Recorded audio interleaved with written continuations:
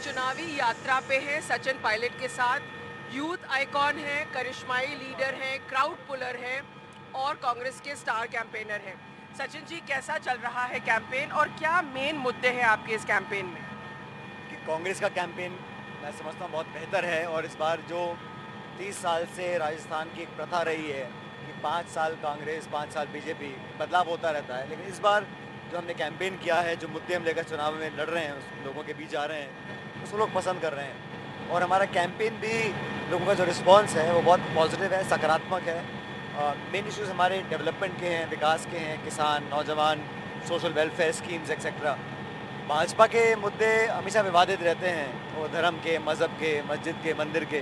लेकिन लोग अब, नए लोग जो हैं, नौजवान मतदाता, वो इसके बियॉन्ड देखना चाह रहे हैं। और हम सब लोग मिलकर कैंपेन कर रहे हैं, यूनाइटेडली लड़ रहे हैं, और मुझे लगता है कि इस बार हम लोग सरकार बनाने में कामयाब रहेंगे। जो सोशल वेलफेयर स्कीम्स हैं, समाज कल्याण की योजनाएं हैं, कांग्रेस चाहती है कि रिवॉल्विंग डोर ऑफ पॉलिटिक्स को वो बीट कर सके। 30 साल में कभी यहाँ पर सरकार रिपीट नहीं कर पाई है। इस बार क्या अलग है कि आपको लगता है रिपीट कर पाएगी? देखिए, तो हमारा जो देश भर में भाजपा का शासन है 10 साल से, केंद्र सरकार का, उससे भी लोग अब परेशान हैं, ऊब चुके हैं। महंगाई है, बेरोज़गारी है, किसानों में बड़ा अनरेस्ट है। और अपना 10 साल का कार्यकाल की रिपोर्ट कार्ड वो दिखा नहीं पा रहे हैं। दूसरा, भी हाल ही में हम चुनाव जीते हैं कर्नाटक में, हिमाचल प्रदेश में, तो वर्कर्स में उत्साह है। अभी छत्तीसगढ़, मध्य प्रदेश में पोलिंग हो गया, वहाँ की पोलिंग इतनी अच्छी तादाद में हुई है, रिस्पॉन्स ये है कि वहाँ पे हम लोग सरकार बनाएंगे। तो सब टेलविंड्स हमको मिल रहे हैं, हमारा कैंपेन अच्छा है। भाजपा में बिखराव है, राजस्थान के अंदर बहुत असमंजस है, नेताओं में, कार्यकर्ताओं में, पार्टी के अंदर। तो उस कन्फ्यूजन का लाभ भी कांग्रेस को मिलेगा, स्वाभाविक है। यहाँ पे दो ही मेन पार्टीज़ हैं, बीजेपी और कांग्रेस। तो जब भाजपा का लीडरशिप में क्राइसिस है, डेवलपमेंट का एजेंडा वो पूरा नहीं कर पा रहे हैं, स्टेट लेवल पर यहाँ पर कन्फ्यूजन है, तो उसका फ़ायदा कांग्रेस को मिलेगा। देखिए, आपके आलोचक ये कहते हैं, आप भाजपा पे कह रहे हैं कि, लेकिन आपके आलोचक तो ये भी कह सकते हैं कि कांग्रेस में भी लीडरशिप का टसल है। हमारे यहाँ कोई टसल नहीं है। मैंने कुछ इश्यूज़ रेज़ किए थे पार्टी के अंदर, और उन इश्यूज़ का संज्ञान लेकर पार्टी ने कमेटी बनाई। उन मुद्दों पर आगे हमने काम किया, और सरकार व पार्टी को उसका लाभ मिलेगा। हम मिलकर चुनाव लड़ रहे हैं। जो भी मुझे कहना था मैंने बोला, उसका रिस्पॉन्स पार्टी ने दिया। और हमने जब मिलकर बैठ कर बात की 6-8 महीने पहले, तो सब इश्यूज़ से डिस्कस कर लिया था। अब हमारा एक ही एजेंडा है कि हम सरकार कैसे कांग्रेस की बनाए राजस्थान के अंदर। मत भूलिए कि इन 3-5 राज्यों के चुनाव के बाद एकदम बाद लोकसभा चुनाव है। अगर ये 3-4 स्टेट्स में हम लोग मजबूत सरकार बनाते हैं, तो फिर 2024 का लोकसभा चुनाव भी इंडिया अलायंस और कांग्रेस पार्टी जीत सकते हैं। इसलिए हम सब की प्राथमिकता, हमारा ऑब्जेक्टिव, हमारा एजेंडा एकमात्र है कि हम पार्टी को कैसे विजय दिलाएं। लेकिन आपके खिलाफ काफ़ी पर्सनल अटैक्स भी हुए थे, तो आपको हाईकमांड ने क्या सलाह दी? मतलब आपसे अलग से उन्होंने समझाया होगा आपको? हाँ, कुछ ऐसी बातें बोली गई जो मैं समझता हूँ अवॉइडेबल थे, लेकिन जैसा मुझे खड़गे जी ने कहा, राहुल जी ने कहा कि मुझे माफ़ करके भूल के आगे बढ़ना चाहिए, क्योंकि जो कहा गया उसको बार बार उसको हम चर्चा करेंगे, कोई लाभ नहीं होगा, क्योंकि जो समय निकल गया वापस नहीं आएगा। अब हमें आगे की ओर देखना है, चुनाव सर पर है, 1 हफ्ते के बाद वोटिंग होगी। इसलिए मैंने उनके सुझाव को और उन्होंने जो मुझे दिशा निर्देश दिए थे, उसको मैंने पूरी तरह उसकी पालना कर रहा हूँ। And we have decided to forgive. I have been asked to move on and to forget about what happened, because हम अगर उसी डिबेट में फंसे रहेंगे तो हम आगे नहीं बढ़ पाएंगे। लेकिन फिर भी अगर आप देखें तो लीडरशिप का टसल तो हमेशा रहता है, और अगर आप पॉलिटिक्स में हैं तो महत्वाकांक्षा रखना, एम्बिशन रखना कोई गलत बात नहीं है।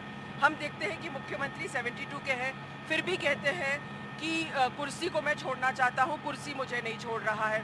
आपने भी कहा है कि देखिए, हाईकमांड डिसाइड करेगी। लोगों ने आपको पूछा है चीफ मिनिस्टर के बारे में कि आप चीफ मिनिस्टर के कैंडिडेट हैं क्या? देखिए, कहने से कोई कैंडिडेट नहीं बनता है, और एक पार्लियामेंट्री डेमोक्रेसी का यही होता है कि आप चुनाव जीतें, जो मेंबर्स जीत कर आएंगे विधायक, वो तय करते हैं, और फिर लीडरशिप पार्टी क्यों तय करती है।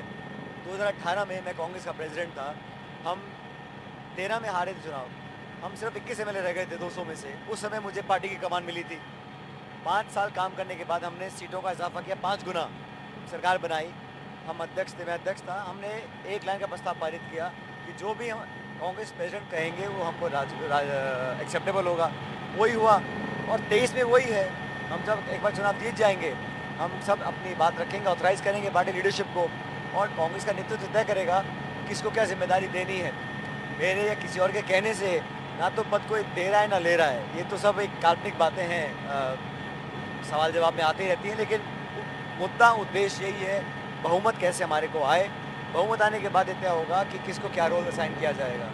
देखिए, जो समाज कल्याण की योजनाएं हैं जिस पे आप सरकार बनाने के लिए आप ये कैंपेन चल रहा है, लेकिन ये कोई लोग आपके आलोचक ये भी कहते हैं कि बहुत एंड में आया है, लास्ट ईयर में हुआ है, तो क्या आपको लगता है इसका सचमुच फायदा आपको मिल पाएगा? नहीं, कुछ स्कीम्स हमने शुरू की थी 18-19 में, कुछ ऐसी हैं जिनका पब्लिसिटी अब हुई है, लेकिन हमने बहुत पहले से ये धारणा थी, मैनिफेस्टो में 18 में हमने कहा था, लगातार उस पर काम कर रहे हैं। और अगर नई स्कीम हम लाते भी हैं तो कोई बुराई नहीं है, क्योंकि नई स्कीम्स हमेशा लोगों तक राहत पहुंचाने वाली स्कीम्स हैं। पेंशन्स हैं, स्कॉलरशिप्स हैं, छात्रवृत्ति है, बच्चों को पढ़ाई के लिए अच्छे संस्था मिलें, स्कूल्स के लिए कहा है, तो ये सोशल डेवलपमेंट एक ऑनगोइंग एजेंडा होता है। मैं समझता हूँ टैक्स बेस का पैसा अगर सोशल वेलफेयर में जाता है, महिलाओं को हाउस होल्ड इनकम में इजाफा होता है या बच्चों को स्कॉलरशिप मिलती है। सचिन जी, इसमें यूथ जो है, यूथ को बहुत आकांक्षाएं हैं, बहुत उम्मीदें हैं, और खासकर आपसे अगर आप बीजेपी का मैनिफेस्टो देखें तो उन्होंने बहुत पॉइंटेडली कहा है कि पेपर लीक के इन्वेस्टिगेशन के लिए हम एक स्पेशल इन्वेस्टिगेशन टीम बताएंगे। तो कहीं आपको लगता है उस अनाउंसमेंट से वो कहीं आप पर बाजी तो नहीं मार लेंगे? नहीं, होना चाहिए। मैं क्या, सभी बोलते हैं, हमारी पार्टी बोलती है, अगर कोई किसी पेपर लीक में इन्वॉल्व है उस पर सख्त से सख्त कार्रवाई होनी चाहिए।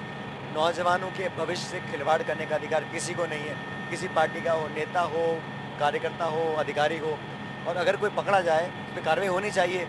जब मैंने इशू उठाया था तो अखिल भारतीय कांग्रेस कमेटी ने, लीडरशिप कांग्रेस दिल्ली ने सरकार को बोल के कानून बनवाया। उस कानून में पेपर लीक से कोई संबंधित अगर कोई पकड़ा जाएगा, उसकी जो सज़ा है उसको बढ़ाकर हमने उम्र कैद कर दिया है, लाइफ इम्प्रिजनमेंट। ये डेटरेंट होगा कि आगे से काम ना हो।